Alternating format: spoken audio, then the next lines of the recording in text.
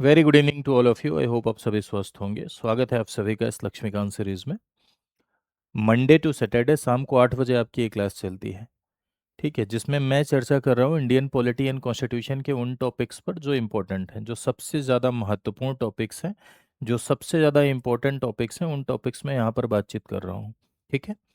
M Laxmikant series एक ऐसी series है मेरे भाई, जिसमें आप यूपी पीसीएस के लिए अगर आप प्रिपेयर कर रहे हैं, किसी भी ऐसे स्टेट पीसीएस के लिए प्रिपेयर कर रहे हैं जिसमें इंडियन पॉलिटी से संबंधित ऑब्जेक्टिव प्रश्न आते हैं, तो ये सीरीज आपके लिए बहुत इंपॉर्टेंट है। प्री के लिए बहुत ज़बरदस्त तरीके से ये सीरीज डिज़ाइन की गई है।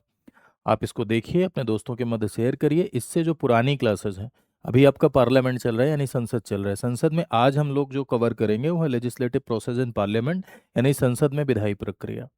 इसके पहले की सारी classes, president, power of president, council of minister, ठीक है, DPSP, fundamental right, part 1 of the constitution, ये सारा का सारा प्लेलिस्ट में मौजूद है।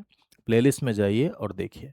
मेरी 2 क्लासेस चलती हैं इंडियन पॉलिटी की फ्री में, इसी यूट्यूब चैनल पर। एक शाम को 8 बजे चलती है, जिसे एम लक्ष्मीकांत सीरीज के नाम से जानते हैं। इसमें पूरा का पूरा मैं लक्ष्मीकांत कवर कर रहा हूँ। और एक चलती है सुबह 7 बजे। सुबह 7 बजे मैं 4 सवालों के साथ 40 बातें डिस्कस करता हूँ, वो प्रैक्टिस सीरीज है। सुबह 7 बजे 20 मिनट शो जो आता है, उसको आप दिन में कभी भी देखिए प्रैक्टिस के लिए, और इसे भी आप दिन में कभी भी देख लीजिए 24 घंटे में। ये आपका, आपके अंदर एक बेसिक अंडरस्टैंडिंग डेवलप करने के लिए, थ्योरी के लिए है। तो थ्योरी और एमसीक्यू दोनों अवेलेबल है, और दोनों यदि आप 2 ढाई महीने तक देख लेंगे, पूरा जितने भी टॉपिक्स हैं सारे के सारे टॉपिक्स आप देख लेंगे, तो मेरा दावा है कि आपके भीतर एक बेटर अंडरस्टैंडिंग क्रिएट होगी। ठीक है।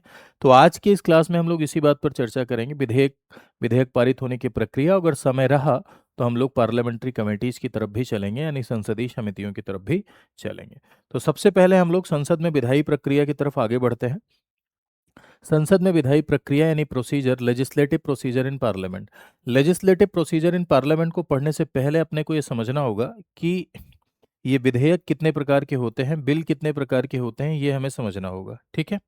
पारित होने की प्रक्रिया के आधार पर विधेयक कितने प्रकार के होते हैं, इंट्रोडक्शन के लिहाज से यानी बेस्ड ऑन इंट्रोडक्शन, प्रस्तुत करने के लिहाज से विधेयक कितने प्रकार के होते हैं, ये बातें पहले समझिए। तो देखो, हमारे भारत देश में पारित होने की प्रक्रिया के आधार पर ये जो बिल है, विधेयक, विधेयक का क्या मतलब होता है? विधेयक यानी ए ड्राफ्ट फॉर मेकिंग लॉ। किसी भी कानून को बनाने के लिए जो मसौदा प्रस्तुत किया जाता है, किसी भी लॉ को बनाने के लिए जो मसौदा प्रस्तुत किया जाता है, उसे हम बिल के नाम से जानते हैं, यानी उसे हम विधेयक के नाम से जानते हैं। विधेयक 2 प्रकार के होते हैं। एक जिसे आप कहते हैं private member bill. Private member bill का मतलब होता है मेरे भाई गैर सरकारी विधेयक। गैर सरकारी विधेयक यानी private member bill. Private member bill ऐसे बिल होते हैं, गैर सरकारी विधेयक ऐसे विधेयक होते हैं जो संसद में नॉन मिनिस्टर्स के द्वारा लाए जाते हैं, यानी जो सांसदों के द्वारा, एमपीज के द्वारा लाए जाते हैं, उन्हें हम प्राइवेट मेंबर बिल कहते हैं। और एक बिल होता है जिसे आप कहते हैं गवर्नमेंट बिल। गवर्नमेंट बिल यानी सरकारी विधेयक। सरकारी विधेयक का मतलब ये है कि जो मंत्रियों के द्वारा प्रस्तुत किए जाएं। अमित शाह मिनिस्टर हैं, अमित शाह जो विधेयक लेकर आएंगे उसे हम गवर्नमेंट बिल कहेंगे। ठीक है। लेकिन रवि किशन मंत्री नहीं है, गोरखपुर से सिर्फ सांसद हैं। राहुल गांधी सिर्फ सांसद हैं। तो ये लोग जो बिल लेकर आएंगे उसे हम प्राइवेट मेंबर बिल कहेंगे। प्राइवेट मेंबर बिल में पार्टी वार्टी का कोई मतलब नहीं है कि इस पार्टी के हों उस पार्टी के हों, उससे कोई फर्क नहीं पड़ता है। अगर मेंबर के द्वारा विधेयक लाया जाएगा, मेंबर के द्वारा लाया जाएगा यानी सांसदों के द्वारा लाया जाएगा, तो उसे हम गैर सरकारी विधेयक कहते हैं। और मंत्रियों के द्वारा अगर लाया जाता है तो उसे हम सरकारी विधेयक कहते हैं। प्राइवेट मेंबर बिल के लिए 30 दिन की सूचना की आवश्यकता होती है। इसके लिए 7 डेज नोटिस यानी 7 दिन की सूचना की आवश्यकता होती है सरकारी विधेयक के लिए। ठीक है। तो ये जो मैंने आपके समक्ष क्लासिफिकेशन किया, ये प्रस्तुत करने के लिहाज से, यानी विधेयक को इंट्रोड्यूस करने के लिहाज से, इंट्रोडक्शन के लिहाज से, प्रस्तुत करने के आधार पर आपने ये देखा कि 2 प्रकार के विधेयक आपको नजर आ रहे हैं, एक प्राइवेट मेंबर बिल, दूसरा गवर्नमेंट बिल। चलिए, अब मैटर ऑफ बिल देख लेते हैं। पारित होने की प्रक्रिया के आधार पर मैटर ऑफ बिल यानी विधेयक के प्रकार। तो मैटर ऑफ बिल में आप देखेंगे कि एक विधेयक है आपका जिसे आप ऑर्डिनरी बिल के नाम से जानते हैं। ऑर्डिनरी बिल मीन्स साधारण विधेयक। ऐसे विधेयक जो ना तो फाइनेंशियल मैटर से रिलेटेड होते हैं, ना संविधान संशोधन वाले मामलों से रिलेटेड होते हैं, उन्हें साधारण विधेयक कहते हैं, ऑर्डिनरी बिल कहते हैं, या इसे आप जनरल बिल के तौर पर भी जानते हैं। ठीक है। दूसरा, फाइनेंस बिल, वित्तीय मामलों से संबंधित जो विधेयक हैं उन्हें फाइनेंस बिल कहा जाता है, यानी उन्हें वित्त विधेयक कहा जाता है। जो वित्तीय मामलों से संबंधित विधेयक हैं उन्हें फाइनेंस बिल यानी वित्त विधेयक हम कहते हैं। ठीक है। ये जो आपके फाइनेंस बिल हैं इनके अलग अलग प्रकार होते हैं। जैसे इस फाइनेंस बिल के प्रकारों में एक प्रकार है जिसे आप कहते हैं मनी बिल। ठीक है, धन विधेयक, अनुच्छेद 110 से संबंधित धन विधेयक। दूसरा, फाइनेंस बिल कैटेगरी वन यानी वित्त विधेयक श्रेणी one, finance bill category one. Third आपका वित्त विधेयक श्रेणी टू यानी finance bill category to, finance bill category to यानी वित्त विधेयक श्रेणी टू। ठीक। And third one is your constitutional amendment bill. Constitutional amendment bill जिसे कहा जाता है संविधान संशोधन विधेयक। ऐसा विधेयक जो कॉन्स्टिट्यूशन को अमेंड करने के लिए लाया जाए, संविधान को संशोधित करने के लिए जो विधेयक लाया जाता है उसे हम कॉन्स्टिट्यूशनल अमेंडमेंट बिल कहते हैं, यानी हम उसे संविधान संशोधन विधेयक कहते हैं, जो संविधान को संशोधित करने के लिए यानी कॉन्स्टिट्यूशन को अमेंड करने के लिए लाया जाता है। अब यहाँ एक सवाल ये उठता है कि ये जो साधारण विधेयक है इसे कौन लेके आ सकता है? तो साधारण विधेयक मेरे भाई प्राइवेट मेंबर बिल भी हो सकता है और ये गवर्नमेंट बिल भी हो सकता है। यानी इसे मेंबर के द्वारा यानी एमपीज के द्वारा भी इंट्रोड्यूस किया जा सकता है, प्लस मिनिस्टर यानी कि मंत्रियों के द्वारा भी इंट्रोड्यूस किया जा सकता है। दैट मीन्स कि ये प्राइवेट मेंबर बिल भी हो सकता है, गवर्नमेंट बिल भी हो सकता है। इधर अगर आप बात करें, मनी बिल सिर्फ सरकारी विधेयक होता है। धन विधेयक ऐसा विधेयक होता है जिसे सिर्फ मंत्री लेकर आ सकता है। नॉन मिनिस्टर्स इसे इंट्रोड्यूस नहीं कर सकते हैं, यानी ऐसे सदस्य जो मंत्री नहीं हैं वो धन विधेयक को इंट्रोड्यूस नहीं कर सकते, यानी धन विधेयक नहीं ला सकते। अगला है आपका संविधान संशोधन विधेयक, constitutional amendment bill. Constitutional amendment bill ऐसा बिल होता है, ये भी दोनों हो सकता है। संविधान संशोधन के लिए भी बिल मंत्री और गैर मंत्री दोनों ला सकते हैं, यानी ये प्राइवेट मेंबर बिल भी हो सकता है, ये गवर्नमेंट बिल भी आपका हो सकता है। प्राइवेट मेंबर बिल और गवर्नमेंट बिल दोनों हो सकता है। तो आइए देखते हैं हम लोग कि मेरे भाई संसद में विधेयक पारित होने की प्रक्रिया के आधार पर bill based on the procedure of passage in parliament एक ऑर्डिनरी बिल होता है, जो ना तो फाइनेंस बिल है ना कॉन्स्टिट्यूशनल अमेंडमेंट बिल है, उसे हम ऑर्डिनरी बिल कहते हैं। जो आर्टिकल 368 के तहत, अनुच्छेद 368 के तहत संविधान संशोधन के लिए लाया जाए, कॉन्स्टिट्यूशन को अमेंड करने के लिए लाया जाए, उसे हम कॉन्स्टिट्यूशनल अमेंडमेंट बिल कहते हैं, उसे हम संविधान संशोधन विधेयक कहते हैं। ठीक है। वित्त विधेयक यानी फाइनेंशियल मैटर, वित्त विधेयक के अलग अलग प्रकार हैं और उसी का एक प्रकार धन विधेयक भी है, और इसी का एक प्रकार है फाइनेंस बिल कैटेगरी वन, वित्त विधेयक श्रेणी वन, और इसी का एक प्रकार है फाइनेंस बिल कैटेगरी टू यानी वित्त विधेयक श्रेणी टू। ठीक है। तो ये विधेयक क्या होते हैं कि पारित होने की क्या प्रक्रिया होती है वो हम लोग अभी देखेंगे, लेकिन एक बार सरकारी विधेयक निजी विधेयक में अंतर फिर से देख लो। मैंने आपको बताया, लेकिन एक बार फिर से देखिए। गवर्नमेंट बिल जो होगा वो मंत्री के द्वारा प्रस्तुत होगा। इसमें सरकार की नीतियां यानी गवर्नमेंट की जो पॉलिसीज होती हैं वो रिफ्लेक्ट होती हैं। इसे 7 दिन पूर्व क्या देना पड़ता है, 7 डेज प्रीवियर नोटिस देनी पड़ती है। ठीक है। इसके लिए निजी विधेयक जो होता है वो सदस्य के द्वारा लाया जाता है। ठीक है। जो भी लेके आएगा उसके व्यूज, अगर अपोजिशन का कोई लेके आता है तो अपोजिशन के व्यूज प्रदर्शित होते हैं। इससे 1 माह पूर्व, 1 महीने पहले की पीरियड नोटिस इसके लिए देनी पड़ती है। ठीक। चलिए, अब हम लोग सामान्य विधेयक की तरफ आते हैं, ऑर्डिनरी बिल की तरफ आते हैं। ऑर्डिनरी बिल कैसे पारित होता है, किस तरह से पारित होता है, ठीक वो देखने का हम लोग प्रयास करते हैं। तो देखिए मेरे भाइयों, साधारण विधेयक जैसे मान लीजिए ये बिल है। कोई भी बिल हमारे भारत देश में तब तक अधिनियम नहीं बनेगा जब तक वो दोनों हाउस में पास नहीं हो जाता, लोकसभा राज्यसभा में पास नहीं हो जाता, और प्रेसिडेंट उस पर अपनी सहमति न दे दे, प्रेसिडेंट उस पर अपने सिग्नेचर न कर दे। तो यहाँ आपको एक बात समझनी है कि जैसे ये विधेयक है यानी बिल है, ये साधारण विधेयक है ना। साधारण विधेयक आया, मान लो लोकसभा में पारित हो गया, हैप्पी बर्थडे, राज्यसभा में भी पारित हो गया, लो दोनों जगह पास हो गया, यहाँ यहाँ दोनों जगह पास हो गया, राष्ट्रपति के पास पहुंचा, राष्ट्रपति ने सिग्नेचर कर दिया और एक्ट बन गया। दोनों जगह पारित होने के लिए सिंपल मेजोरिटी चाहिए होती है, यानी सामान्य बहुमत चाहिए होता है। ठीक, यही प्रक्रिया है किसी विधेयक के एक्ट बनने की। ऑर्डिनरी बिल के यानी किसी भी साधारण विधेयक के एक्ट बनने की प्रक्रिया यही होती है कि दोनों हाउस में सिंपल मेजोरिटी से पास होना है। ठीक है, फिर राष्ट्रपति का सिग्नेचर चाहिए। दोनों हाउस में पास होना जरूरी है। अगर एक हाउस में पास हो गया, एक में नहीं पास हुआ, तो लैप्स हो जाएगा।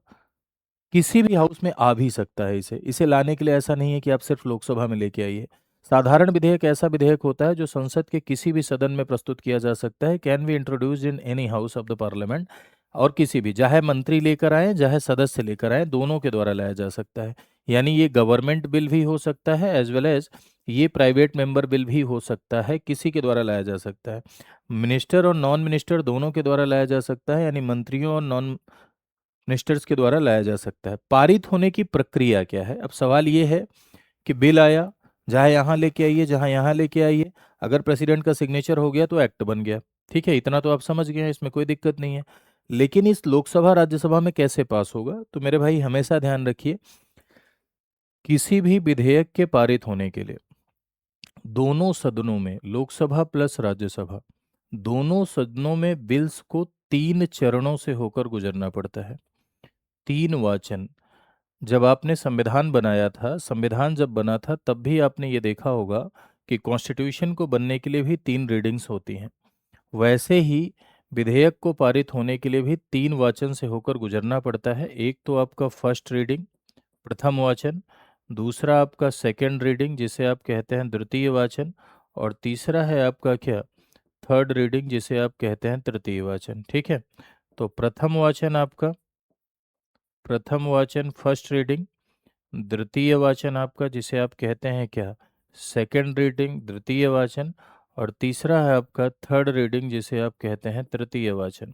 ये 3 चरणों से यानी 3 रीडिंग से होकर गुजरना पड़ता है। अब आपके मन में बार बार ये सवाल उठ रहा होगा कि फर्स्ट रीडिंग में क्या होता है, सेकंड रीडिंग में क्या होता है, और थर्ड रीडिंग में क्या होता है। तो first reading, second reading, third reading में क्या होता है, इसको जानने से पहले एक बात ये जान लीजिए कि क्या ये दोनों हाउस में तीनों चरणों से होकर गुजरेगा। क्या दोनों हाउस में 3 वाचन से होकर गुजरना होता है इसको? जी हाँ, दोनों चरणों में, सॉरी दोनों हाउस में, लोकसभा में भी 3 रीडिंग होगी, लोकसभा में भी 3 रीडिंग होगी आपकी, और राज्यसभा में भी आपकी 3 रीडिंग होगी, यानी दोनों सदनों में इसे 3 वाचन से होकर गुजरना होगा। ठीक है, तो फर्स्ट रीडिंग में क्या होता है ये मैं आपको बताता हूँ। जब विधेयक आता है, विधेयक का जो प्रथम वाचन होता है, फर्स्ट रीडिंग में इंट्रोडक्शन यानी विधेयक को इंट्रोड्यूस किया जाता है, यानी फर्स्ट रीडिंग में बिल को इंट्रोड्यूस किया जाता है। यहाँ पर आप देखेंगे किसी भी प्रकार का कोई डिस्कशन नहीं होता है। सवाल यही बनता है, नो डिस्कशन। प्रथम वाचन में किसी भी प्रकार की कोई चर्चा नहीं होगी, सिर्फ इंट्रोडक्शन ऑफ द बिल होगा। विधेयक को इंट्रोड्यूस किया जाएगा यानी विधेयक को प्रस्तुत किया जाएगा। पब्लिकेशन इन द गजट, राजपत्र में क्या किया जाएगा, प्रकाशित किया जाएगा। मंत्री जी, देखो आपने देखा होगा, मंत्री जी आते हैं और विधेयक को पढ़ते रहते हैं, कभी कभी तो पीछे आदमी सो भी जाता है। मंत्री जी लगातार पढ़ रहे हैं। तो ये फर्स्ट वाचन है।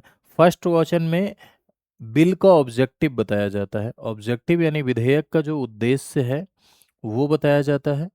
साथ ही साथ विधेयक का जो टाइटल है ना, टाइटल बताया जाता है, उद्देश्य बताया जाता है, और उसे प्रेजेंट किया जाता है यानी प्रस्तुत किया जाता है।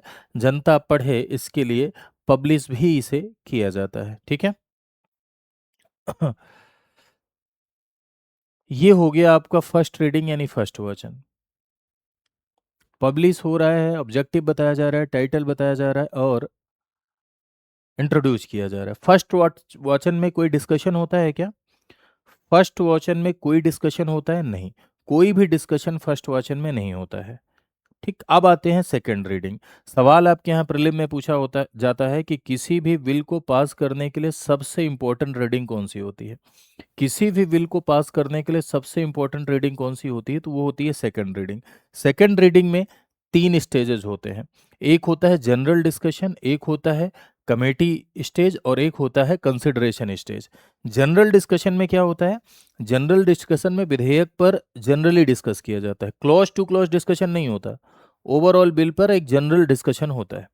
अब जनरल डिस्कशन होने के बाद कमेटी स्टेज में मेरे भाई बिल को एग्जामिनेशन के लिए, एक्सपर्टाइज व्यू के लिए, विशेषज्ञ राय के लिए समितियों के पास भेजा जाना होता है। देखो बीजेपी पर इस बात के आरोप लगते हैं कि बीजेपी बिल पारित कर लेती है और समितियों के पास नहीं भेजती है।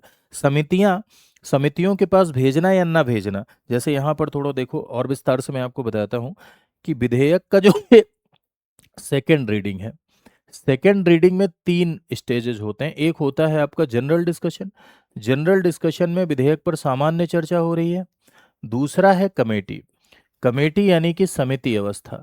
समिति अवस्था कंपलसरी नहीं है, समिति के पास चाहे तो भेजें और चाहे तो न भेजें, ठीक है। दो तरह की समितियां बनती हैं, एक सिलेक्ट कमेटी बनती है जिसे प्रवर समिति के नाम से जाना जाता है। अगर प्रवर समिति बनती है तो जिस हाउस में बनी है उसी हाउस के मेंबर होते हैं, उसमें उसी हाउस के सदस्य रहते हैं। और एक समिति बनती है जिसे ज्वाइंट कमेटी के नाम से जाना जाता है, यानी संयुक्त समिति के नाम से जाना जाता है। संयुक्त अगर बनती है तो उसमें लोकसभा राज्यसभा दोनों के मेंबर होते हैं। समितियां क्यों बनाई जाती हैं? भाई देखो, संसद कोई एक्सपर्ट हाउस तो है नहीं, संसद कोई विशेषज्ञ सदन तो है नहीं। कोई विधेयक आया तो उस पर अगर विशेषज्ञों की राय ली जाए, तो उससे विशेषज्ञों का व्यू पॉइंट लिया जाए, विशेषज्ञों की राय ली जाए, उसका प्रॉपर एग्जामिनेशन किया जाएगा, तो उसके लूपहोल्स निकलेंगे, कमियां निकलेंगी, तो कमियां सुधारी जाएंगी। तो इसलिए समितियों के पास विधेयकों को जाना एक डेमोक्रेटिक प्रोसेस है, समितियों के पास बिल्स को ले जाना एक डेमोक्रेटिक प्रोसेस है, यानी एक लोकतांत्रिक प्रक्रिया है, ठीक है। तो लेकिन ये समिति अवस्था अनिवार्य नहीं है, ये अनिवार्य नहीं है। चाहे तो समिति अवस्था के पास विधेयक को भेजें और चाहे तो समिति अवस्था के पास विधेयक को न भेजें, बिल्कुल भी ये कंपलसरी स्टेज नहीं होता है। फिर समितियों के बाद भाई, ना ही समितियों की रिपोर्ट मानने के लिए हाउस बाउंड है, ये भी ध्यान रखिएगा। ना तो समिति बनाने के लिए हाउस बाउंड है, ना तो समिति की रिपोर्ट मानने के लिए हाउस बाउंड है, ये भी ध्यान रखना है। अगला होता है आपका कंसिडरेशन स्टेज। कंसिडरेशन स्टेज का मतलब ये है कि इसमें मेरे भाई क्लॉज टू क्लॉज डिस्कशन होता है, अमेंडमेंट प्रस्तुत किए जाते हैं, संशोधन प्रस्तुत किए जाते हैं। ये सबसे इंपॉर्टेंट स्टेज होता है, खंडवार चर्चा होती है, clause two clause discussion, clause two clause voting, ठीक है। एक एक बिंदु पर डिस्कशन होता है, एक एक बिंदु पर अगर मान लो अमेंडमेंट प्रस्तुत करना है तो अमेंडमेंट भी इसी में प्रस्तुत किए जाते हैं। तो सबसे इंपॉर्टेंट जो रीडिंग होती है आपकी, वो सेकंड रीडिंग होती है बिल के लिए। फिर उसके बाद हम लोग आ जाते हैं थर्ड रीडिंग पर। थर्ड रीडिंग पर जब आप पहुंचते हैं तो थर्ड रीडिंग में होता क्या है कि थर्ड रीडिंग में अगर कोई भाषाई गलती है, कोई लैंग्वेज एरर है, तो लैंग्वेज एरर ठीक किया जाता है। थर्ड रीडिंग में कोई भी अमेंडमेंट नहीं होता है।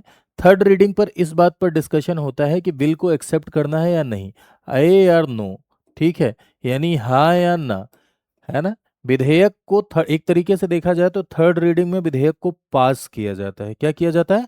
थर्ड रीडिंग में विधेयक को पारित किया जाता है, यानी विधेयक को पास किया जाता है। तो पास हो गया मान लो पहले, अब 3 वाचन हो गया एक सदन में, ठीक है। एक हाउस में तीनों रीडिंग समाप्त हो गई, विधेयक पास हो गया। अब पास हो गया तो दूसरे हाउस में जाएगा, दूसरे हाउस में जाएगा। अगर पहले राज्यसभा में रहेगा तो लोकसभा जाएगा, पहले लोकसभा में रहेगा तो राज्यसभा जाएगा। अब दूसरे हाउस में गया तो दूसरे हाउस में भी फर्स्ट रीडिंग होगी, सेकंड रीडिंग होगी, थर्ड रीडिंग होगी। क्या तीनों रीडिंग दोनों हाउसेज में होती हैं? जी हाँ, तीनों वाचन दोनों सदन में होंगे। अब दूसरे हाउस के पास ये विकल्प है, वो चाहे तो बिल को पास कर दे, वो चाहे तो संशोधन कर दे, और अगर अमेंड करेगा, अगर दूसरे हाउस ने अमेंड किया तो वो फिर पहले हाउस आएगा, और पहला हाउस ने अगर हाँ किया तभी आगे बढ़ेगा, अगर पहले हाउस ने ना कर दिया तो फिर आगे नहीं बढ़ेगा। अगर मान लो कि लोकसभा में कोई बिल पास हुआ, राज्यसभा गया और राज्यसभा ने अमेंड कर दिया यानी संशोधन कर दिया, तो फिर वो दोबारा पहले हाउस आएगा उस संशोधन के लिए। वो संशोधन को अगर उन्हें मानना होगा तो मानेंगे, नहीं मानना होगा तो फिर संशोधन नहीं एक्सेप्ट होगा, ठीक है। तो दूसरा, या तो बिल को वो दूसरा हाउस रिजेक्ट कर दे या बिल को दूसरा हाउस पेंडिंग छोड़ दे। तो दूसरे हाउस के पास क्या क्या चारा है? दूसरे हाउस के पास जब गया, दूसरे हाउस में भी 3 रीडिंग होती हैं, चाहे तो वो 3 रीडिंग में पास करे, चाहे तो अमेंड करे, चाहे तो रिजेक्ट करे, चाहे तो क्या कर दे, पेंडिंग छोड़ दे। लेकिन यहां पर हम लोग ये सोचते हैं कि मान लो क्या हो गया, मान लो पास हो गया, ठीक है। अब मान लो पास हो गया तो पास होने के बाद किसके पास पहुंच जाएगा भैया? मान लो विधेयक को इन्होंने क्या कर दिया, स्वीकार कर लिया, दूसरे सदन ने विधेयक को एक्सेप्ट कर लिया। विधेयक को एक्सेप्ट कर लिया तो राष्ट्रपति को भेजा जाएगा, राष्ट्रपति अपनी सिग्नेचर करेगा और सिग्नेचर करने के बाद क्या बन जाएगा, एक्ट बन जाएगा, ठीक है। और अगर उन्होंने संशोधन कर दिया बिल पे, तो संशोधन किया तो फिर फर्स्ट हाउस के पास जाएगा, और फर्स्ट हाउस ने अगर एक्सेप्ट कर लिया तो वो फिर राष्ट्रपति के पास पहुंचेगा। अगर नहीं एक्सेप्ट किया तो अमेंडमेंट नहीं माना जाएगा, लेकिन एक्सेप्ट कर लिया तो फिर वो राष्ट्रपति के पास पहुंचेगा। तो कुल मिला के क्या देखा आपने, बिल है ये, ऑर्डिनरी बिल। ऑर्डिनरी बिल कहीं भी ला सकते हैं, चाहे लोकसभा लाए चाहे राज्यसभा लाए। लोकसभा में इसे 3 रीडिंग से होकर गुजरना पड़ेगा, राज्यसभा में इसे 3 रीडिंग से होकर गुजरना पड़ेगा। दोनों रीडिंग से होकर गुजरना पड़ेगा। दोनों हाउस में इसे कौन से मेजोरिटी से पारित होना है? दोनों हाउस में इसे सिंपल मेजोरिटी से यानी सामान्य बहुमत से पारित होना है। दोनों हाउस में ये सामान्य बहुमत से पारित हो गया तो प्रेसिडेंट के पास पहुंच जाएगा, प्रेसिडेंट सिग्नेचर करेगा और सिग्नेचर करके क्या बन जाएगा? एक्ट बन जाएगा। लेकिन मेरे भाई यहाँ पर एक बात और आपको समझनी है, इतना तो आपने समझ लिया कि राष्ट्रपति सिग्नेचर करेगा तो क्या बन जाएगा? एक्ट। लेकिन एक बात बताइए, राष्ट्रपति का वीटो आपने पढ़ा था। राष्ट्रपति अगर चाहे तो अपना एसेंट ऑफ द प्रेसिडेंट, राष्ट्रपति चाहे तो अपना स्वीकृति दे सकता है। अगर स्वीकृति राष्ट्रपति ने दे दी तो एक्ट बन गया। दूसरा, राष्ट्रपति चाहे तो इस विधेयक को रोक सकता है, ये राष्ट्रपति की वीटो पावर है। राष्ट्रपति चाहे तो पुनर्विचार के लिए, रिकंसिडरेशन के लिए फिर से संसद को भेज दे, इसको सस्पेंसिव वीटो कहते हैं, वीटो में मैंने पढ़ाया था। और राष्ट्रपति ने अगर पुनर्विचार के लिए भेज दिया, पुनर्विचार के लिए भेज दिया तो सिग्नेचर करने के लिए, माफ कीजिएगा, राष्ट्रपति ने पुनर्विचार के लिए भेजा और पार्लियामेंट ने फिर से पास कर दिया, पार्लियामेंट ने फिर से पास कर दिया तो राष्ट्रपति सिग्नेचर करने के लिए क्या हो जाएगा? बाउंड हो जाएगा, यानी राष्ट्रपति हस्ताक्षर करने के लिए बाध्य हो जाएगा। अगर फिर से पास कर दिया तो राष्ट्रपति हस्ताक्षर करने के लिए, सिग्नेचर करने के लिए प्रेसिडेंट क्या हो जाएगा? बाध्य हो जाएगा। क्लियर बात? समझ गए? चलिए, अब यहां पर एक पॉइंट और बनता है, एक पॉइंट यहां पर यह बनता है मेरे भाई कि अगर मान लो, जैसे अभी आपने ये कहा कि ये ऑर्डिनरी बिल है, साधारण विधेयक है। अब यहां एक केस है, इसको आप पढ़ेंगे तो आप ज्वाइंट सिटिंग समझ पाएंगे। ये ऑर्डिनरी बिल है, ऑर्डिनरी बिल को दोनों हाउस में पारित होना है। मान लीजिए ये आपका फर्स्ट हाउस है, ये आपका सेकेंड हाउस है या नेक्स्ट हाउस है, कोई भी हो सकता है। फर्स्ट हाउस लोकसभा भी हो सकता है, राज्यसभा, जहां पहले लाएंगे वो फर्स्ट हाउस होगा। सेकेंड हाउस भी कोई भी हो सकता है, राज्यसभा भी हो सकता है, लोकसभा भी हो सकता है, जहां पहले लाएंगे। मान लो बिल, विधेयक फर्स्ट हाउस में आया और फर्स्ट हाउस में पारित हो गया, पास, पारित, लेकिन दूसरे सदन ने उसे रिजेक्ट कर दिया। रिजेक्ट कर दिया यानी अस्वीकार, ये तो गड़बड़ा गया माहौल। दूसरी कंडीशन, फर्स्ट हाउस में पास हुआ, नेक्स्ट हाउस ने क्या किया? 6 महीने पेंडिंग छोड़ दिया, 6 मंथ तक पेंडिंग छोड़ दिया, यानी 6 महीने उसे विचाराधीन कर दिया, लंबित कर दिया, यानी इन्होंने क्या कर दिया? पेंडिंग छोड़ दिया। एक कंडीशन ये।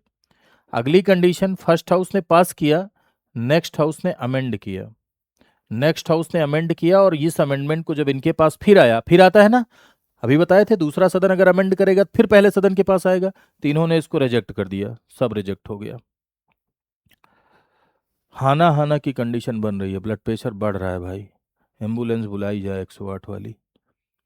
एक सदन ने पास किया, दूसरे सदन ने रिजेक्ट कर दिया, एक ने पास किया, दूसरे ने पेंडिंग छोड़ दिया, एक ने पास किया, दूसरे ने अमेंड किया, अमेंडमेंट जब पहले वाले के पास गया तो उसने मना कर दिया। ये दोनों तरफ से भी हो सकता है, इस तरफ लोकसभा होगी तो इस तरफ राज्यसभा होगी, इस तरफ राज्यसभा होगी तो इस तरफ लोकसभा होगी, दोनों साइड से हो सकता है। तो ये 3 सिचुएशन होती हैं। इन 3 सिचुएशन को हम पॉलिटिकल साइंस की लैंग्वेज में कहते हैं डेडलॉक। क्या कहते हैं मेरे भाई? इन 3 सिचुएशन को डेडलॉक कहा जाता है।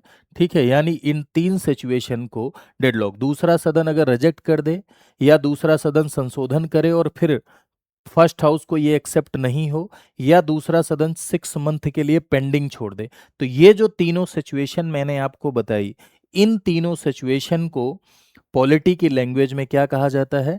डेडलॉक कहा जाता है, यानी गतिरोध। और डेडलॉक की स्थिति में हमारा कॉन्स्टिट्यूशन ये कहता है कि under article 108 of the constitution आप क्या बुला सकते हैं? आप संसद का संयुक्त अधिवेशन बुला सकते हैं, आप संसद की ज्वाइंट सिटिंग बुला सकते हैं। ठीक है, तो joint sitting of the parliament यानी संसद का संयुक्त अधिवेशन क्या है, इसको थोड़ा सा देख लीजिए फिर हम लोग आगे बढ़ते हैं। संसद का संयुक्त अधिवेशन, ठीक है, संयुक्त अधिवेशन संसद का, ज्वाइंट सिटिंग ऑफ पार्लियामेंट। तो ज्वाइंट सिटिंग हमारे भारत देश में कब बुलाई जाती है मेरे भाइयों?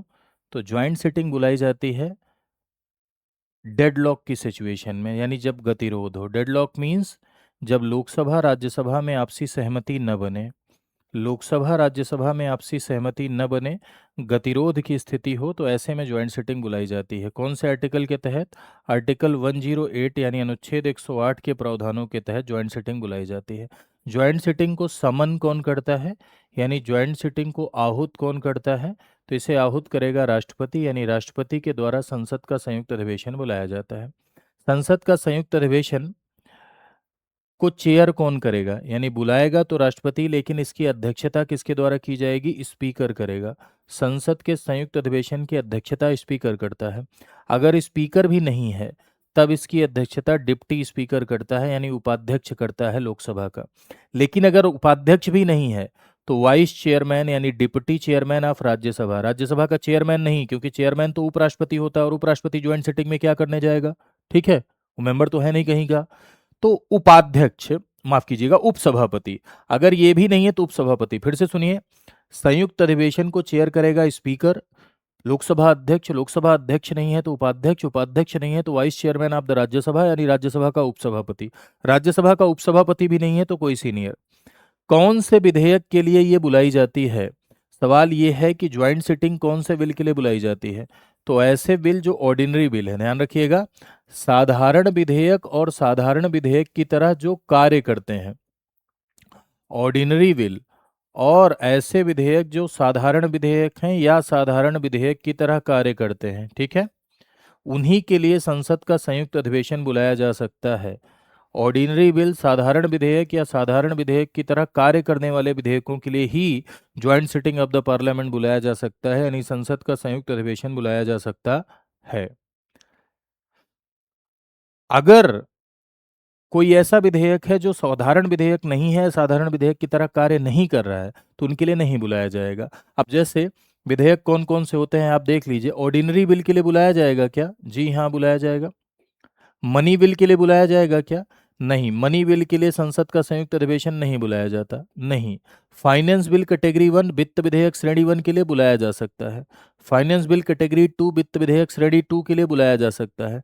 संविधान संशोधन विधेयक के लिए नहीं बुलाया जाएगा। तो ध्यान रखिएगा, साधारण विधेयक और ऐसे वित्त विधेयक जो धन विधेयक नहीं है, साधारण विधेयक और ऐसे वित्त विधेयक जो धन विधेयक नहीं है, उनके लिए बुलाया जा सकता है।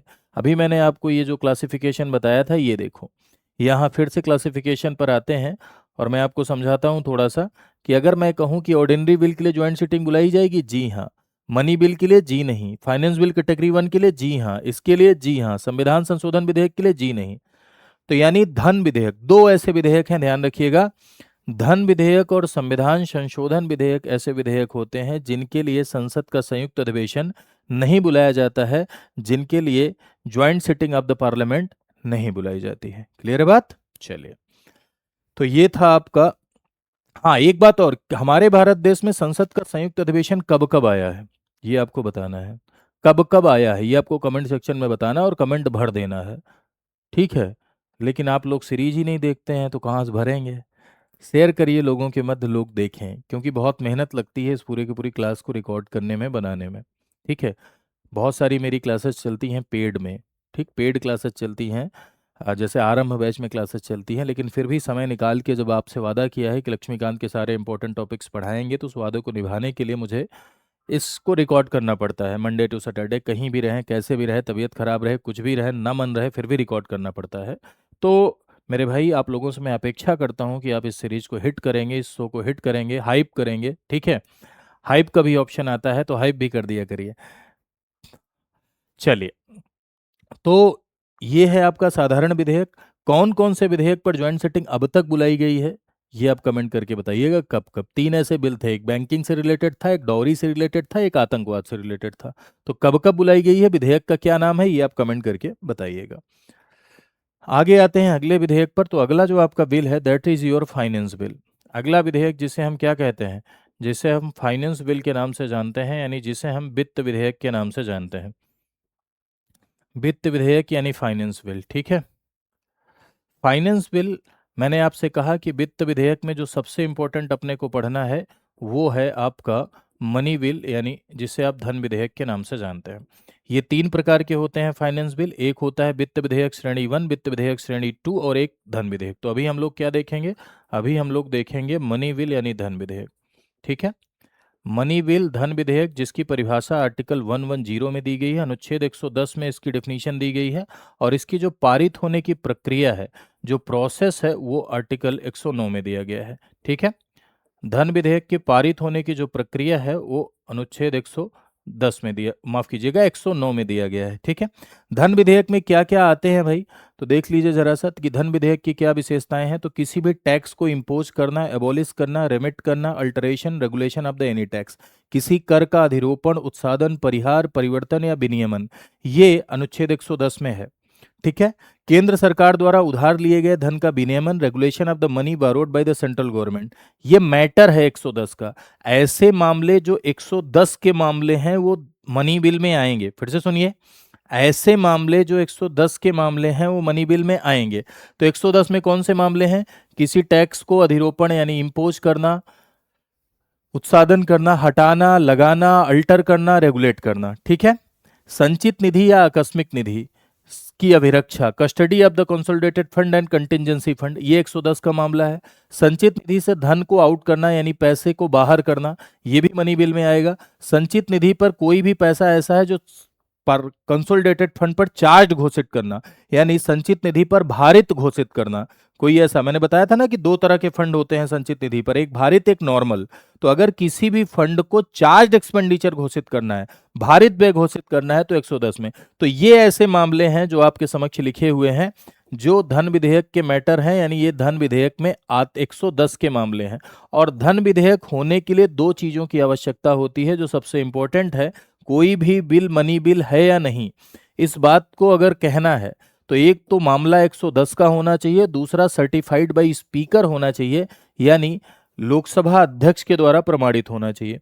कोई भी विधेयक धन विधेयक है या नहीं, ध्यान रखिए, कोई विधेयक धन विधेयक है या नहीं, इसके लिए दो चीजें। पहला, मैटर ऑफ 110, मैटर ऑफ 110 यानी 110 के मामले, plus plus certified by speaker, certified by speaker यानी स्पीकर के द्वारा प्रमाणित होना चाहिए। 110 का मामला होना चाहिए, स्पीकर के द्वारा प्रमाणित होना चाहिए। तो ऐसे विधेयक क्या होंगे? ऐसे विधेयक आपके धन विधेयक होंगे। ठीक है, कब ऐसा होता है कि कोई भी बिल मनी बिल नहीं होता है? तो जुर्माना, फाइन्स, पेनाल्टीज से रिलेटेड जो मामले हैं वो मनी बिल में नहीं आते हैं, ये इसका एक्सेप्शन है। ठीक है, ध्यान रखिएगा, एक्सेप्शन, फीस, लाइसेंस, ये सब नहीं आता है। ठीक है, imposition, abolition and रेमिशन of taxes by local bodies, स्थानीय निकायों के द्वारा कर का लगाया जाना, कर का हटाया जाना, तो ये भी मनी बिल में नहीं आता, ये भी धन विधेयक में नहीं आता। तो ये तीन ऐसे मामले होते हैं, जुर्माना हो गया, फीस हो गया, ठीक है, और लोकल गवर्नमेंट वाले टैक्स हो गए। ये 110 के मामले नहीं है, ये 110 के एक्सेप्शन है, ये 110 में नहीं आते हैं। ठीक है, अब यहां पर एक बात जरा समझिएगा, मैंने आपसे क्या कहा कि कोई भी विधेयक धन विधेयक है या नहीं, इसका अंतिम निर्णय लोकसभा स्पीकर करता है। Final decision maker Lok Sabha speaker है कि कोई विधेयक धन विधेयक है या नहीं। तो दो चीजें हैं धन विधेयक के लिए, एक 110 के मामले हों और दूसरा स्पीकर इस बात के लिए सर्टिफाई कर दे। ठीक है, अगर ये दोनों शर्तें पूरी होती हैं तो कोई बिल क्या मनी बिल के रूप में देखा जाता है। मनी बिल अगर आता है तो केवल मंत्रियों के द्वारा प्रस्तुत किया जाएगा, can be introduce by the minister only, यानी ओनली मिनिस्टर के द्वारा ही इंट्रोड्यूस किया जाएगा, क्योंकि ये सिर्फ और सिर्फ गवर्नमेंट बिल हो सकता है। मनी बिल कभी भी प्राइवेट मेंबर बिल नहीं हो सकता है, धन विधेयक कभी भी प्राइवेट मेंबर बिल नहीं हो सकता है, और ये राष्ट्रपति की सिफारिश पर ही लाया जाता है। यानी धन विधेयक को लोकसभा में राष्ट्रपति की सिफारिश पर ही प्रेजेंट किया जाता है, राष्ट्रपति की सिफारिश के बगैर इसे लोकसभा में प्रेजेंट नहीं कर सकते हैं। और ये केवल लोकसभा में प्रेजेंट होगा, केवल लोकसभा में इंट्रोड्यूस होता है, राज्यसभा में ये इंट्रोड्यूस नहीं होता है। एक बार फिर से मैं आपको बताता हूं एक चार्ट के थ्रू, देखो समझिएगा जरा सा पूरी बातें मनी बिल से रिलेटेड। यहां पर एक लाइन में सब कुछ फिर से समझाता हूं। कोई विधेयक धन विधेयक है या नहीं, इसका निर्धारण कौन करता है? लोकसभा का स्पीकर करता है। ठीक है, डिफिनीशन कहां दी गई है? 110 में। प्रक्रिया कहां दी गई है? 109 में। ठीक, डिफिनीशन 110, प्रक्रिया 109, प्रोसीजर 109। मनी बिल के लिए सबसे पहले प्रीरियर परमिशन ऑफ प्रेसिडेंट चाहिए। प्रीरियर परमिशन ऑफ प्रेसिडेंट चाहिए यानी राष्ट्रपति की पूर्व अनुमति चाहिए। ठीक भैया, क्या चाहिए? राष्ट्रपति की पूर्व अनुमति। राष्ट्रपति की पूर्व अनुमति चाहिए सबसे पहले, है ना। और राष्ट्रपति की पूर्व अनुमति के बाद इसे सिर्फ लोकसभा में प्रस्तुत किया जाता है। Can be only introduce in Lok Sabha. Can be only introduce इन लोकसभा यानी सिर्फ और सिर्फ लोकसभा में लाया जाएगा। धन विधेयक मेरे भाई एक ऐसा विधेयक है जिसको आप राज्यसभा में किसी भी कीमत पर प्रस्तुत नहीं कर सकते हैं। धन विधेयक के मामले में मेरे भाइयों लोकसभा स्ट्रांग है। धन विधेयक के मामले में लोकसभा क्या है? लोकसभा मजबूत सदन है। इसे सिर्फ और सिर्फ लोकसभा में ही प्रस्तुत किया जा सकता है, उसे किसी भी कीमत पर राज्यसभा में प्रस्तुत नहीं किया जा सकता है। सिर्फ और सिर्फ कहाँ आएगा? सिर्फ और सिर्फ लोकसभा में ही आएगा। ठीक, अब लोकसभा में आया, मान लो पास हो गया, अब राज्यसभा पहुंचा। राज्यसभा पहुंचा तो यहां ध्यान से समझिएगा, राज्यसभा मनी बिल के मामले में गौड़ सदन है। राज्यसभा मनी बिल के मामले में गौड़ सदन है। Rajya Sabha can not reject, Rajya Sabha money bill को रिजेक्ट नहीं कर सकती। Rajya Sabha can not amend, Rajya Sabha money bill में संशोधन नहीं कर सकती। राज्यसभा ना तो रिजेक्ट कर सकती है ना तो अमेंड कर सकती है। हाँ, अमेंडमेंट की सिफारिश कर सकती है। अमेंडमेंट की सिफारिश कर सकती है, अमेंडमेंट के लिए लोकसभा को प्रपोज कर सकती है। प्रपोजल तो सामने वाले के ऊपर निर्भर करता है भाई ना। आपने किसी को प्रपोज किया हो तो चाहे तो स्वीकार करे चाहे तो स्वीकार न करे, तो सामने वाले के ऊपर डिपेंड करता है। अगर वो नहीं स्वीकार कर रहा है तो नस काटते हुए थोड़ी ना टहलोगे। तो ये संशोधन के लिए लोकसभा को प्रपोज कर सकती है, लेकिन लोकसभा चाहे तो माने और चाहे तो न माने। खुद से अमेंड नहीं कर सकती, रिजेक्ट नहीं कर सकती, संशोधन की सिफारिश कर सकती है, संशोधन के लिए प्रपोज कर सकती है, वो भी लोकसभा चाहे तो माने चाहे तो न माने। और सिर्फ अपने यहाँ 14 डेज तक होल्ड कर सकती है, 14 दिन तक पेंडिंग छोड़ सकती है, 14 दिन तक होल्ड कर सकती है। आफ्टर 14 डेज ये क्या हो जाएगा? आफ्टर 14 डेज ये सेल्फ पास हो जाएगा, स्वतः पारित हो जाएगा और राष्ट्रपति के पास जाएगा, राष्ट्रपति सिग्नेचर करेगा और क्या बन जाएगा? एक्ट बन जाएगा। 14 दिन के बाद ये क्या मान लिया जाता है? 14 दिन के बाद ये स्वतः पारित मान लिया जाता है, यानी सेल्फ 14 दिन के बाद ये पास मान लिया जाता है। तो इस चार्ट के थ्रू आपने ये समझा होगा कि राज्यसभा एक गौड़ सदन है, राज्यसभा के पास शक्तियां नहीं है मनी बिल के मामले में। ठीक है, ना तो राज्यसभा उसे रिजेक्ट कर सकती है ना तो राज्यसभा उसे अमेंड कर सकती है। अमेंडमेंट के लिए प्रपोज कर सकती है, वो भी लोकसभा चाहे तो माने और लोकसभा चाहे तो न माने। ठीक है, धन विधेयक पर किसी भी प्रकार का, आप देखो वही बात जो मैंने आपको बताई, वहां इसी बात को मैं रिपीट कर देता हूं कि संयुक्त अधिवेशन नो ज्वाइंट सिटिंग नहीं बुलाया जा सकता। राज्यसभा कितने दिन तक होल्ड कर सकती है? 14 दिन। 14 दिन के भीतर उसे अप्रूव करना होगा। ठीक है, अन्यथा राज्यसभा के द्वारा पारित मान लिया जाएगा। ठीक है, लोकसभा राज्यसभा की सिफारिश को मानने के लिए बाध्य नहीं है। Lok Sabha is not bound to accept the recommendation of the Rajya Sabha in case of amendment. Amendment के केस में लोकसभा राज्यसभा की सिफारिश को मानने के लिए बाध्य नहीं है। ठीक, अब राष्ट्रपति के पास पहुंचा। राष्ट्रपति या तो स्वीकृति देगा या तो रोकेगा, लेकिन उसे पुनर्विचार के लिए भेज सकता है क्या? नहीं। धन विधेयक के पर राष्ट्रपति सस्पेंसिव वीटो का प्रयोग नहीं कर सकता है, यानी धन विधेयक को राष्ट्रपति पुनर्विचार के लिए नहीं भेज सकता, उस पर सस्पेंसिव वीटो का प्रयोग राष्ट्रपति नहीं कर सकता है। क्लियर बात? चलिए, ये तो आप समझ गए क्या? मनी बिल यानी धन विधेयक को आपने समझा। अब यहां पर मैंने आपसे कहा कि फाइनेंस बिल 3 प्रकार के होते हैं, तो तीनों में मैं थोड़ा डिफरेंस बताते हुए आपकी चीजें क्लियर कर देता हूं, जैसे प्री में कोई सवाल इससे रिलेटेड बने तो किसी भी प्रकार की कोई समस्या न हो। एक आपने देखा क्या? मनी बिल, जिसे आप कह रहे हैं क्या? धन विधेयक। ठीक है, मनी बिल जिसे धन विधेयक कह रहे हैं आप। दूसरा है finance bill category 1। Finance bill category 1 जिसे कहते हैं वित्त विधेयक श्रेणी 1। ठीक है, फाइनेंस बिल कैटेगरी 1 यानी वित्त विधेयक श्रेणी 1। और तीसरा है आपका finance bill category 2। Finance bill category 2 यानी इसे आप कहते हैं क्या? वित्त विधेयक श्रेणी 2। वित्त विधेयक श्रेणी 2 यानी finance bill category 2। Finance bill category 2, finance bill category 1 और आपका धन विधेयक। ठीक है, तीनों में डिफरेंस देख लीजिए, प्री पूरा क्लियर हो जाएगा सारी चीज़ें। इसकी डेफिनेशन कहाँ दी गई है? 110 में। जो 110 के मामले हैं और सर्टिफाइड बाय स्पीकर है। मनी बिल के लिए राष्ट्रपति की पूर्व अनुमति चाहिए? जी हाँ, इसके लिए राष्ट्रपति की पूर्व अनुमति चाहिए। प्रीरियर परमिशन ऑफ द प्रेसिडेंट चाहिए, राष्ट्रपति की पूर्व अनुमति चाहिए, फर्स्ट थिंग। ठीक है। सेकंड, ये कहाँ आएगा?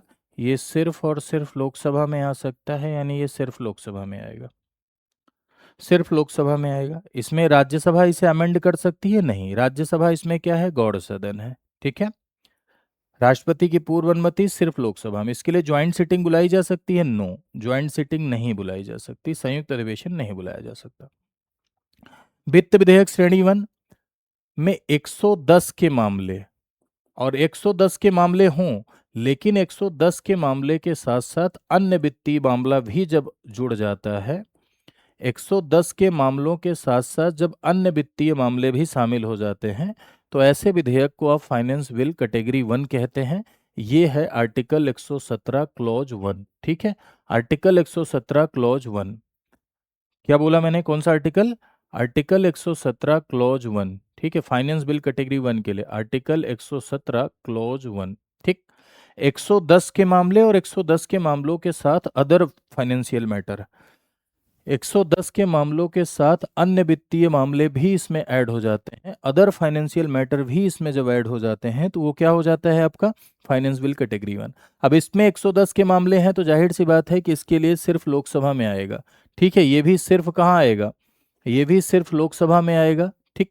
इसमें और राष्ट्रपति की पूर्व अनुमति लेते हैं, ये भी सिर्फ लोकसभा में आता है। लेकिन इसके बाद सारी प्रक्रिया साधारण विधेयक के जैसी।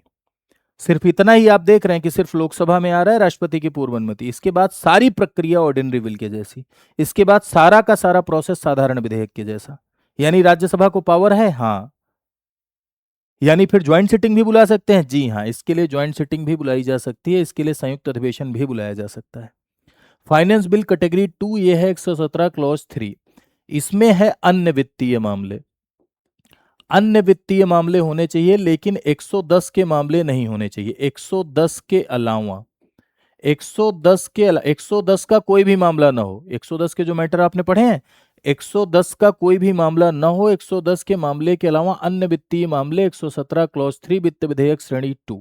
ये वैसे ही चलता है जैसे साधारण विधेयक। ये साधारण विधेयक की भांति ही वर्क करेगा, ऑर्डिनरी बिल की तरह भी वर्क करेगा, तो इसलिए यहां ज्वाइंट सिटिंग आप बुला सकते हैं। तो फाइनेंस बिल कैटेगरी 2 के लिए ज्वाइंट सिटिंग बुलाई जा सकती है? जी हाँ, ये सवाल पूछा जाता है। फाइनेंस बिल कैटेगरी 1 के लिए ज्वाइंट सिटिंग बुलाई जा सकती है? हाँ, ये सवाल पूछा जाता है। फाइनेंस बिल कैटेगरी 2 सिर्फ लोकसभा में आएगा? हाँ, क्योंकि इसमें 110 के मामले सम्मिलित हैं, ये सवाल पूछा जाता है। बाकी मनी बिल के बारे में सारी बातें तो आपने समझ ही ली। तो ये तीनों विधेयक आपने समझ लिया। आई होप आपको ये विधेयक समझ में आए होंगे। अब आगे आप बढ़ते हैं, तो जो आपका तीसरा विधेयक है, that is your constitutional amendment bill. इसे आप क्या कहते हैं? इसे आप कहते हैं कॉन्स्टिट्यूशनल अमेंडमेंट बिल। ठीक है। कॉन्स्टिट्यूशनल अमेंडमेंट बिल, जिसे संविधान संशोधन विधेयक कहते हैं। कॉन्स्टिट्यूशनल अमेंडमेंट बिल यानी संविधान संशोधन विधेयक। मेरे भाइयों, संविधान संशोधन विधेयक यानी कॉन्स्टिट्यूशनल अमेंडमेंट बिल आर्टिकल 368 के तहत, यानी अनुच्छेद 368 के तहत संविधान संशोधन के केस में ये विधेयक लाए जाते हैं। संविधान संशोधन विधेयक को गवर्नमेंट भी इंट्रोड्यूस कर सकती है, प्राइवेट मेंबर भी इंट्रोड्यूस कर सकते हैं। तो पहला सवाल तो ये कि क्या संविधान में संशोधन संभव है? तो जी हाँ, बिल्कुल संविधान में संशोधन संभव है। कॉन्स्टिट्यूशन को अमेंड किया जा सकता है, संविधान में संशोधन किया जा सकता है। कौन करता है? संसद। और इसके लिए अनुच्छेद 368 के तहत संविधान संशोधन विधेयक आता है। हालांकि संविधान संशोधन में एक सामान्य कानून बनाकर भी संशोधन किया जाता है, जिसको मैंने आर्टिकल 3 पढ़ाते समय बताया था कि जनरल सामान्य कानून बनाकर भी संविधान में संशोधन किया जाता है। लेकिन सामान्य कानून बनाकर जो संविधान में संशोधन किया जाता है उसे हम कॉन्स्टिट्यूशनल अमेंडमेंट एक्ट नहीं कहते, उसे हम सिंपल लॉ की कैटेगरी में रखते हैं, यानी उसे हम सामान्य कानून की कैटेगरी में रखते हैं। संविधान संशोधन अधिनियम उसे ही कहेंगे जो 368 के तहत, अब संविधान संशोधन के तहत, संविधान संशोधन 368 के तहत दो प्रकार के होते हैं, एक टाइप 1 एक टाइप 2। ठीक है, तो एक संविधान संशोधन ऐसा है जिसमें संविधान का संघीय चरित्र में परिवर्तन होता है। संघीय चरित्र यानी फेडरल स्ट्रक्चर, फेडरल स्ट्रक्चर यानी जैसे शक्तियों का बंटवारा, जैसे सेवेंथ शेड्यूल, सातवीं अनुसूची, जैसे राज्यसभा में राज्यों का रिप्रेजेंटेशन, राष्ट्रपति का निर्वाचन, इलेक्शन ऑफ प्रेसिडेंट। संघीय चरित्र यानी जहां केंद्र और राज्य दोनों का अस्तित्व हो। माफ कीजिएगा, जहां सेंटर और स्टेट दोनों का एग्जिस्टेंस हो, उसे संघीय चरित्र बोल रहे हैं। तो जब संविधान के संघीय चरित्र में यानी संविधान के फेडरल स्ट्रक्चर में चेंज करना है, तब जो संशोधन होगा उसमें पार्लियामेंट का सहमति तो चाहिए ही चाहिए, संसद में तो विशेष बहुमत से पारित ही होना होगा, साथ ही साथ आधे राज्य, 28 राज्य हैं तो 14, आधे से एक अधिक मत बोल देना, गलत हो जाएगा, आधे राज्य के लेजिस्लेचर में भी सिंपल मेजोरिटी से पारित होना होगा, यानी आधे राज्य के विधानमंडल में भी सामान्य बहुमत से पारित होना होगा, आधे राज्यों के विधानमंडल में भी सामान्य बहुमत से पारित होना होगा। और टाइप 2 संघीय चरित्र के अलावा, एक्सेप्ट फेडरल स्ट्रक्चर, संघीय चरित्र के अलावा संविधान के किसी भी अन्य भाग में अमेंडमेंट करना है, फेडरल स्ट्रक्चर के अलावा संविधान के किसी दूसरे भाग में संशोधन करना है, फेडरल स्ट्रक्चर के अलावा संविधान के किसी अन्य भाग में संशोधन करना है, तो मेरे भाई संसद में अकेले पारित करके हो सकता है। तो यानी एक संशोधन ऐसा है जिसमें संसद के साथ साथ आधे राज्यों की सहमति की जरूरत है, जो कि ये दिखाएगा कि प्रक्रिया बहुत टफ है, इसीलिए कहा जाता है संविधान कठोर है, क्योंकि जब संशोधन संभव ही न हो या बहुत कठिन हो तो वो कठोरता को दर्शाता है, इसलिए संविधान कठोर है। और जब आसानी से संशोधन हो जाए तो लचीला है। भारत के संविधान में कुछ बातें ऐसी हैं जिसमें संशोधन कठिन है, ये आप देख रहे हैं, संसद के साथ साथ राज्य की भी अनुमति चाहिए, और कुछ बातें ऐसी हैं जिसमें अकेले संसद कर ले रही है, लचीला, इसीलिए कहा जाता है कि संविधान कठोर और लचीला दोनों है। तो टाइप 2 संघीय चरित्र के अलावा किसी और जगह संशोधन करना है तो अकेले संसद कर लेगी, दोनों जरा समझते हैं, टाइप 1 टाइप 2। तो जैसे मान लो टाइप 1 लेके आइए, पहले संविधान संशोधन विधेयक आया और ये फेडरल स्ट्रक्चर वाला है, तो कॉन्स्टिट्यूशनल अमेंडमेंट बिल को किसी भी हाउस में आप इंट्रोड्यूस कर सकते हैं, चाहे लोकसभा चाहे राज्यसभा, दोनों में आप कहीं भी लेके आइए, ठीक है, चाहे लोकसभा लेके आइए चाहे राज्यसभा लेके आइए, किसी भी हाउस में आप इसे ला सकते हैं, किसी भी सदन में ला सकते हैं, ठीक है। अब दोनों हाउस में इसे स्पेशल मेजोरिटी से पारित होना होगा, विशेष बहुमत से, कल मैंने आपको विशेष बहुमत बताया था, और 368 वाला विशेष बहुमत कौन सा है, याद है? 368 वाला विशेष बहुमत कौन सा है? 368 वाला विशेष बहुमत ये है कि जो लोग उपस्थित और मतदान कर रहे हैं उनका 2/3 और ये संख्या कुल के आधे से एक अधिक से ज्यादा होनी चाहिए, है ना, जो लोग उपस्थित और मतदान कर रहे हैं उनका 2/3 और ये संख्या कुल के आधे से एक अधिक से ज्यादा होनी चाहिए, तो इसे दोनों सदनों में विशेष बहुमत से पारित होना होगा, किसे? संविधान संशोधन विधेयक को, कॉन्स्टिट्यूशनल अमेंडमेंट बिल को।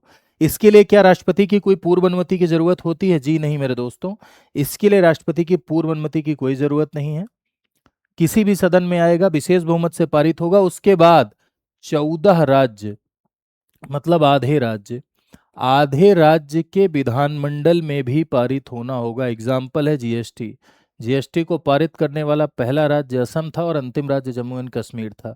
101वां संविधान संशोधन जो आपका हुआ था, 101 कॉन्स्टिट्यूशनल अमेंडमेंट एक्ट, वो इसका एग्जाम्पल है। तो आधे राज्यों के विधानमंडल में भी पारित होना होगा, आधे राज्यों के विधानमंडल में अगर पारित हो गया तो राष्ट्रपति की सहमति के बाद क्या बन जाएगा? राष्ट्रपति की सहमति के बाद वो एक्ट बन जाएगा यानी कानून बन जाएगा। ठीक है, समझ गए। राष्ट्रपति के जैसे ही सहमति मिली वैसे ही वो एक्ट यानी लॉ बन जाएगा। ये तो टाइप 1 हो गया। अब टाइप 2 पे आ जाइए। टाइप 2, ये कौन सा संशोधन है भाई? ये किस बात में संशोधन कर रहा है? ये है संविधान के संघीय चरित्र में परिवर्तन करने वाला। ये है संविधान के फेडरल स्ट्रक्चर में परिवर्तन करने वाला।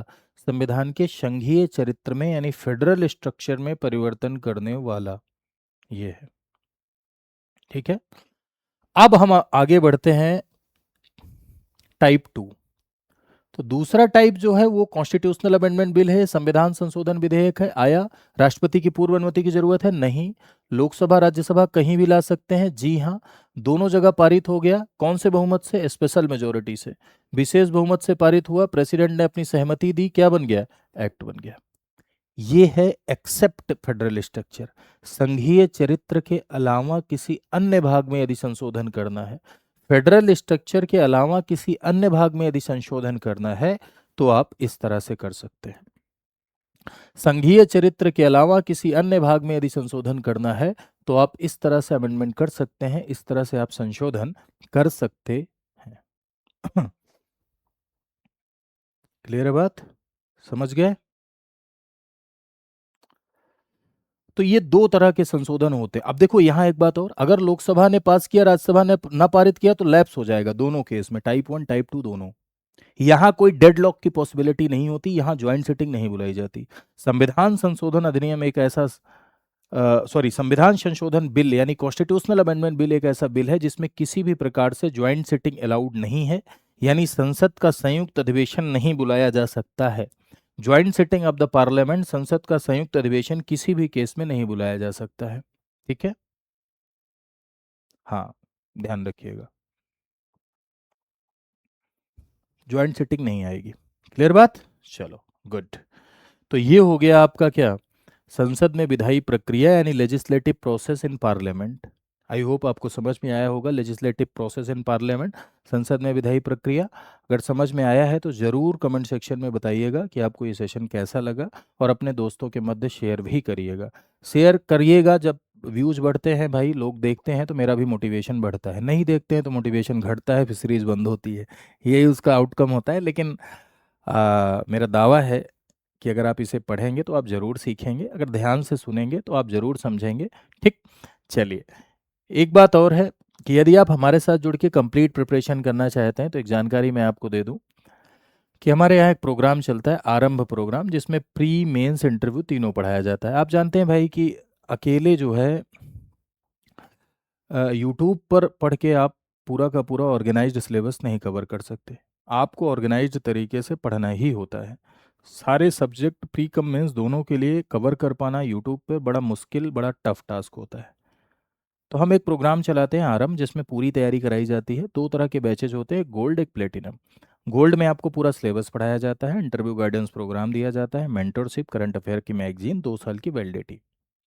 जिसको पूरा सिलेबस पढ़ना है वो गोल्ड के साथ जाए।